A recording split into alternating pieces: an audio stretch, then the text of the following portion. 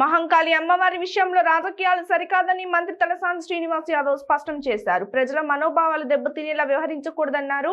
ఈ ఆలయంలో మూల విరాట్ను మార్చే ఆలోచన లేదన్నారు. జూలై 17, 18 తేదీల్లో బోనాల జాతర ప్రారంభమవుతుందన్నారు. ఆలయంలో కొనసాగుతున్న అభివృద్ధి పనులను సమీక్షించారు.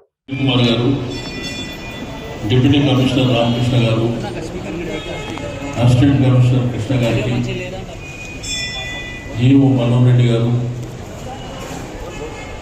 మన సింగిల్ ట్రస్ట్ చైర్మన్ రామేశ్వర్ గారు, పాత్రికేయ మిత్రులకు, మాజీ కార్పొరేటర్ అన్న గారికి అందరికీ నమస్కారం. మీకు అందరికీ తెలుసు ఈ కోవిడ్ వలన అంటే మన దేశంలో కానీ ప్రపంచంలో కానీ మన రాష్ట్రంలో కానీ పండుగలు కూడా చేసుకోలేనటువంటి పరిస్థితి వచ్చింది. బట్ ఈ సంవత్సరం గౌరవ ముఖ్యమంత్రి గారి అభిష్టం మేరకు అంగరంగ వైభవంగా జరుపుకోవాలి, జాతర చాలా బ్రహ్మాండంగా జరగాలని ఎండోర్మెంట్ మినిస్టర్ గారు కూడా ముఖ్యమంత్రి గారు చెప్పడం జరిగింది.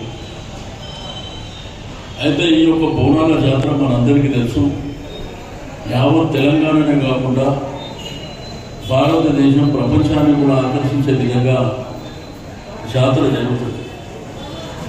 గోల్కొండలో ప్రారంభమైనటువంటి బోనాల ఉత్సవాలు,